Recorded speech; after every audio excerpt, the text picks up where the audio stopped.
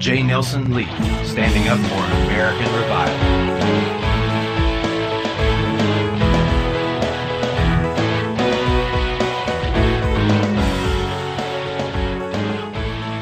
Deflated by years of partisan bickering, corruption, and the lack of honorable leadership, Americans are searching for meaning, for themselves, for their country, and for their civilization. The word America is used in many ways in the politics of the United States. We must sift through the chaff to find true and lasting meaning for America. America can survive the end of baseball and apple pie, and it could survive if Congress voted to change the Star-Spangled Banner or the Pledge of Allegiance tomorrow. But there are principles at the foundation of our civilization, not always well understood, principles that cannot be shifted lest the entire structure collapse around us. And this is where the true meaning lies. America is the meeting of worlds. In this, we are not unique in history because peoples have met and mixed and grew strong from their alloy many times in human history. But America is the great meeting of all worlds, a confluence of peoples from all reaches of human habitation. America was not discovered because it was not America before Europeans came to the continents of the New World, but neither did those Europeans invent or import America from the Old World. America was in the meeting of these worlds, where the pre-industrial pinnacle of civilization touched civilization's Neolithic origins. Time turned in on itself, and out of many became one. Great rivers of culture and tradition poured together, and a new sea was born. And that was America. At the birth of our republic, people from all continents lived here. And day after day, century after century, America better fulfills that great potential and purpose to be the heritor of all human accomplishment thus far. So America is not a civilization with a small c, merely one civilization among many. America is civilization with a capital C. It is the confluence of civilizations, and this reality serves notice on small-minded thinkers from both the left and the right, who, in turns, imagine America as a civilization in conflict with others, and seek to fight nonsensical battles against non-existent nemeses. America can no more be the enemy of Europe, or Islam, or China, than the sea can be foe to the watersheds that feed it. Because America was not founded as the territory of some landed aristocracy, or as the expression of some homogeneous ethnic group, America has no territorial or ethnic bounds. We don't hold this truth to be self-evident that all Americans are created equal, but that all men, meaning all human beings, are created equal. Our republic might have borders on the ground and in law, but the American civilization is a tradition that embraces all of humanity.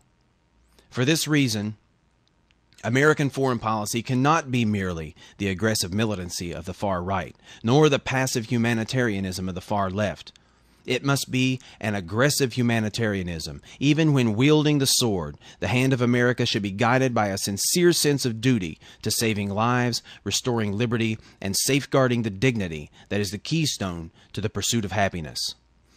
And when the far left shrinks back where America should step forward, and when the far right steps forward, treading upon the dignity of others when America should show restraint, we win nothing but resentment from the world.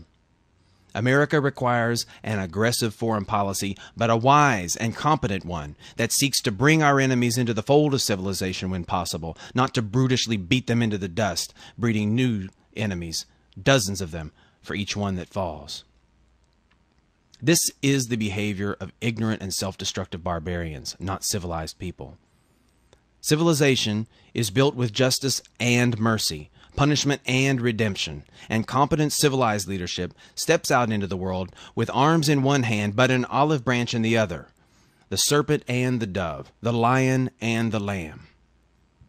War at every opportunity, disguising itself as the privilege of civilization, is a sure path to destruction by the barbarians within.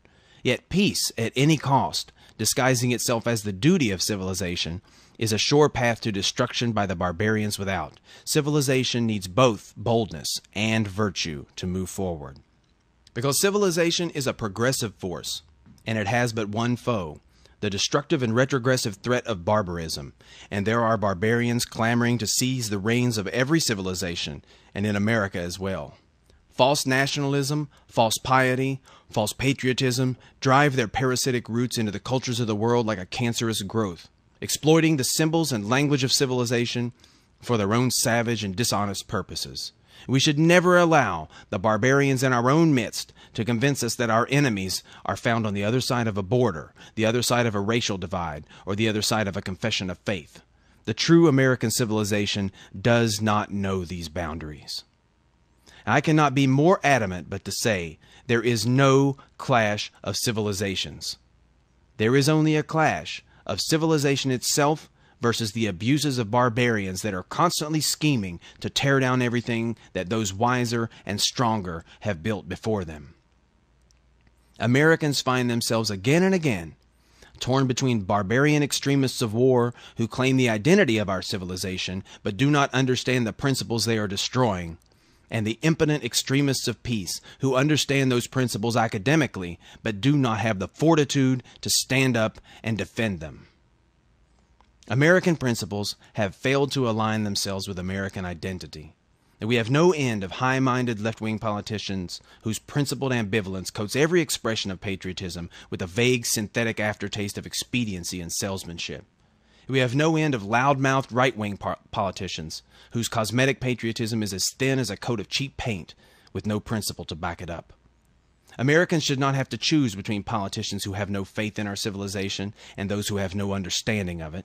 Beyond the principled ambivalence of the far left and the unprincipled false patriotism of the far right, mainstream America, the heart of our civilization, manages to see the value of both and deserves leadership that stands for principled patriotism, that will bring about an American revival, a return to the firm belief in and unwavering sense of moral responsibility to the universal vision of the American civilization.